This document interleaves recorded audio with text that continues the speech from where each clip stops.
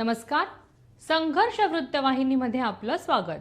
घेऊया ठाणे आणि आसपासच्या परिसरामधील घडणाऱ्या महत्त्वाच्या घडामोडींचा आढावा. ठाणे वाहतूक विभागाने आकारला 1,46,00,000 दंड. ठाणे वाहतूक विभागाने तब्बल 1,46,00,000 रुपयांचा दंड आकारल्यामुळे ठाणे जिल्हा न्यायाधीश आणि जिल्हा विधी सेवा प्राधिकरणाचे अध्यक्ष अमित शेटे यांनी न्यायालयात वाहतूक पोलिसांच्या कामगिरीची दखल घेतली आणि त्यांना सन्मानचिन्ह व प्रशंसापत्र देऊन गौरव केला आहे. आठवडाभरापूर्वी 9 डिसेंबर 2023 रोजी ठाणे येथे आयोजलेल्या राष्ट्रीय लोक अदालतीमध्ये यावेळी ठाणे वाहतूक विभागाने उत्कृष्ट कामगिरी करून पोस्ट लिटिगेशनमध्ये एकूण 5,338 खटले दाखल केले आणि 38,02,100 इतका दंड आणि प्री लिटिगेशनमध्ये एकूण 1,08,58,150 रुपये इतका दंड असं मिळून एकूण तब्बल 1,46,60,250 रुपये इतका मोठ्या प्रमाणामध्ये दंड गोळा केला आहे. ठाणे वाहतूक विभागाने केलेल्या चांगल्या कामगिरीची न्यायालयाने स्वतःहून दखल घेतली आणि 15 डिसेंबर 2023 रोजी ठाणे वाहतूक विभागातील संबंधित अधिकारी व अंमलदारांना समक्ष न्यायालयात बोलवले. ठाणे जिल्हा न्यायाधीश आणि अध्यक्ष जिल्हा विधी सेवा प्राधिकरण अमित शेटे यांनी सन्मानचिन्ह व प्रशंसापत्र देऊन त्यांचा गौरव केला आहे. सर्व नागरिकांना आवाहन करण्यात येत आहे की सध्या डासांमार्फत पसरणाऱ्या डेंग्यू या आजाराचा प्रसार रोखण्यासाठी प्रत्येकाने पुढील प्रमाणे कार्यवाही करावी. डेंग्यू आजार एडिस इजिप्ती हा डास चावल्याने होतो. या डासांची पैदास साचलेल्या किंवा साचवलेल्या स्वच्छ पाण्यामध्ये होते. 8 दिवसांपेक्षा जास्त दिवस पाणी उघडे व साचून राहिल्यास त्यात डास अंडी घालतात. अंड्यांच्या अळ्या तयार होऊन पुढे डास तयार होतात. यासाठी आपल्या घरातील पाणीसाठे उदाहरणार्थ बॅरल्स, पिंपे, टाक्या, हौद, रांजणे इत्यादी दर आठवड्याला रिकामे करून घासून पुसून कोरडे करून पुन्हा भरावे. 1 दिवस कोरडा दिवस म्हणून पाळावा. पाणी साठ्यांना घट्ट झाकणे बसवावीत किंवा जुनी साडी, चादर, धोतर यांनी बांधून झाकून ठेवावीत, म्हणजे डास त्यात जाऊन अंडी घालणार नाहीत. घराच्या गच्चीवर, आजूबाजूला, अंगणात कोठेही पाणी साचू देऊ नये. भंगार सामान उघड्यावर टाकू नये. उदाहरणार्थ टायर्स, प्लास्टिक सामान, कुंड्या, टाकाऊ वस्तू इत्यादी. अशा सामानात पावसाचे पाणी साठून त्यात डेंग्यूच्या डासांची पैदास होते. घरातील कूलर्स, फ्रीजच्या पाठीमागील ट्रे हे देखील वेळोवेळी कोरडे करावेत. लक्षात ठेवा, नुसत्या फवारणीने डास घनता कमी होत नाही, तर त्यासाठी डास पैदास ठिकाणे नष्ट करणे ही आपल्या सर्वांची जबाबदारी आहे. कोणताही ताप अंगावर न काढता जवळच्या शासकीय रुग्णालयात मोफत औषधोपचार घ्या. अशा प्रकारे नागरिकांनी सहकार्य केल्यास डेंग्यूचा प्रसार रोखणे सहज शक्य आहे.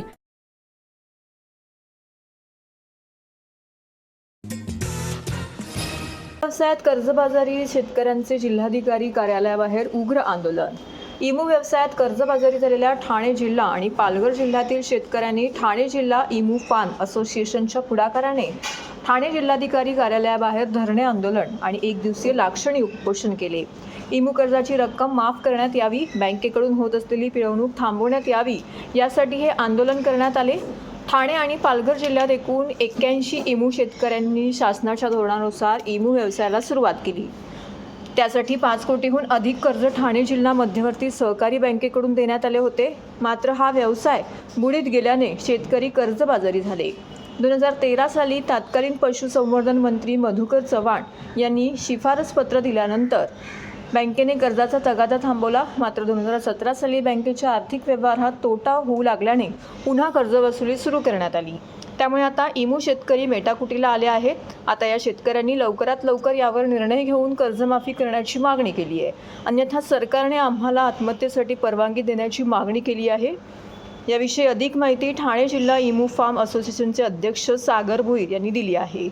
तेव्हापासून का हा व्यवसायच बुडीत निघाल्यामुळे या व्यवसायामधून आम्हाला 1 रुपयाही फायदा न झाल्यामुळे आम्हाला कर्जमाफी देण्यात, कारण शासनाने हे नाबांनी आणलेला व्यवसाय होता, त्याच्यावर कुठल्याही प्रकारचे संशोधन केलं नव्हतं का नक्की याच्यातून फायदा होईल की नाही.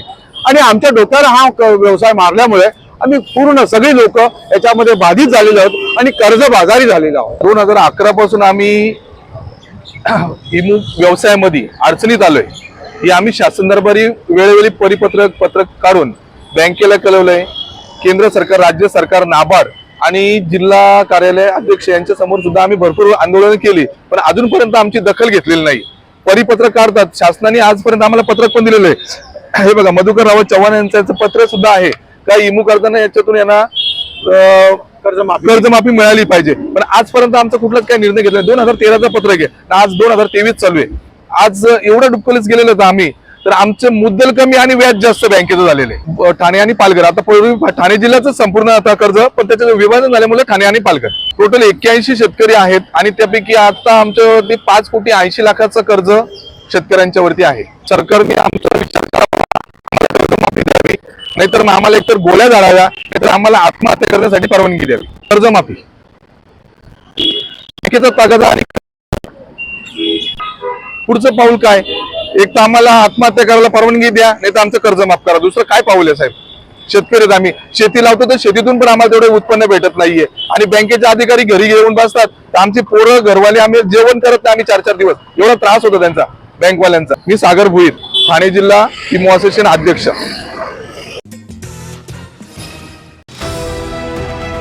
TJSB सौर शक्ती कर्ज, गो ग्रीन, करा वीज बिलावर बचत. आकर्षक व्याजदर, 84 महिने परतफेड कालावधी, 80% लोन, व्यावसायिक आणि उद्योजकांकरता सुद्धा. अधिक माहितीसाठी तुमच्या जवळच्या शाखेला भेट द्या किंवा संपर्क साधा. 1800-223-466 आणि 1800-266-3466.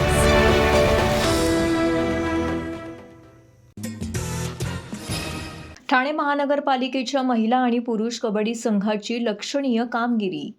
ठाणे महानगरपालिकेच्या महिला आणि पुरुष कबड्डी संघांनी नुकत्याच झालेल्या 2 राष्ट्रीय स्पर्धांमध्ये लक्षणीय कामगिरी केली आहे. या दोन्ही संघाचे ठाणे महानगरपालिका आयुक्त अभिजित बांगर यांनी सोमवारी कौतुक केलं. या प्रसंगी अतिरिक्त आयुक्त प्रशांत रोडे, उपायुक्त मीनल पालांडे उपस्थित होते. मँगलोर कबड्डी स्पर्धेत महिला संघ विजयी झाला, तर पुरुष संघाला 3रा क्रमांक मिळाला. तर अकोला येथील हनुमान क्रीडा मंडळाच्या स्पर्धेतही महापालिकांच्या संघाने विजयी वाटचाल कायम ठेवली, तर पुरुषांच्या संघाला 2रे स्थान मिळाले. ठाणे महानगरपालिकेचा पुरुषांचा आणि महिलांचा संघ अकोला जिल्हा केळुळी येथे अखिल भारतीय राष्ट्रीय स्पर्धेमध्ये सहभागी झालेला. टोटल 30 संघ होते, मुलांचे 15 आणि मुलींचे 15. मुलांमध्ये खूप हरियाणा, भोपाळ असे चांगले मातब्बर संघ होते. मुलींमध्ये देखील दिल्ली तिथले स्थानिक नागपूरची टीम देखील मातब्बर होती, परंतु आमचे दोन्ही संघ पुरुष व महिला यांनी खूप दर्जेदार खेळ करून त्याच्यावरती मात केलेली आहे. मुलींनी अंतिम विजेतेपद पटकावलं आहे आणि मुलं 2nd प्लेसला त्यांनी समाधान मानावं लागलं, पण ते समाधान जरी असेल तरी मला वाटतं आम्हीच विजयी झालो आहे, कारण आमचे जे ठाणे महानगरपालिकेचे जे खेळाडू आहेत ते 4 जणांना इंजुरी झाल्यामुळे मला वाटतं ते आम्हाला पराभव पत्करावा लागला. पण या पराभवाची नक्कीच फेड आम्ही चंद्रपूरला नेक्स्ट मंथमध्ये ज्या मॅचेस होणार आहेत त्याच्यात परत करणार आणि नक्कीच ठाणे महानगरपालिका पुरुष व महिला संघ उत्तरोत्तर चांगली कामगिरी करेल अशी मी आशा बाळगते. ठाणे महानगरपालिकेतील स्टेम प्राधिकरणाकडून होणारा पाणीपुरवठा योजनेमधील दैनंदिन देखभाल दुरुस्तीची महत्त्वाची कामे करण्याकरिता बुधवार दिनांक 20/12/2023 रोजी सकाळी 9 ते गुरुवार दिनांक 21/12/2023 रोजी सकाळी 9 पर्यंत असा 24 तासांचा शटडाऊन घेण्यात येणार आहे. पाणीपुरवठा यावेळी बंद राहणार आहे. तथापि ठाणे महानगरपालिकेच्या स्वतःची पाणीपुरवठा योजनेचे नियोजन करून टप्प्याटप्प्याने ठाणे शहरात एक वेळ पाणीपुरवठा सुरू ठेवण्याचं नियोजन करण्यात आलं आहे. त्या अनुषंगाने घोडबंदर रोड, पातलीपाडा, पवारनगर, कोठारी कंपाऊंड, आझादनगर, डोंगरीपाडा, वाघबीळ, आनंदनगर, कासारवडवली, ओवळा इत्यादी ठिकाणचा पाणीपुरवठा बुधवार दिनांक 20/12/2023 सकाळी 9 ते रात्री 9 वाजेपर्यंत बंद राहील. समतानगर, ऋतुपार, सिद्धेश्वर, इटेनिटी, जॉन्सन, जेल, साकेत, उथळसर, रेतीबंदर, कळव्याचा आणि मुंब्र्याचा काही भागातील पाणीपुरवठा बुधवारी रात्री 9 ते गुरुवारी सकाळी 9 वाजेपर्यंत बंद राहील. अशा रीतीने टप्प्याटप्प्याने एक वेळ पाणीपुरवठा सुरू ठेवण्याचं नियोजन करण्यात आलं आहे. वरील शटडाऊनमुळे पाणीपुरवठा पूर्वपदावरती येईपर्यंत पुढील 1 ते 2 दिवस कमी दाबाने पाणीपुरवठा होण्याची शक्यता आहे. तरी नागरिकांनी पाण्याचा योग्य तो साठा करून ठेवावा आणि ठाणे महानगरपालिकेस सहकार्य करावे असं आवाहन करण्यात आलं आहे. ठाणेकर मालमत्ता करदात्यांसाठी करातील व्याज माफी अभय योजना 31 डिसेंबर 2023 पर्यंत मालमत्ता करावरील 100% व्याज माफ. तसेच 1 जानेवारी ते 15 जानेवारी 2024 या कालावधीमध्ये मालमत्ता करावरील 75% व्याज माफ. त्याचप्रमाणे 16 जानेवारी ते 31 जानेवारी 2024 या कालावधीमध्ये मालमत्ता करावरील 50% व्याज माफ. तरी सदर व्याज माफीच्या अभय योजनेचा ठाणेकर करदात्यांनी लाभ घ्यावा. महानगरपालिकेच्या कोणत्याही संकलन केंद्रावर कर भरण्याची सोय आहे.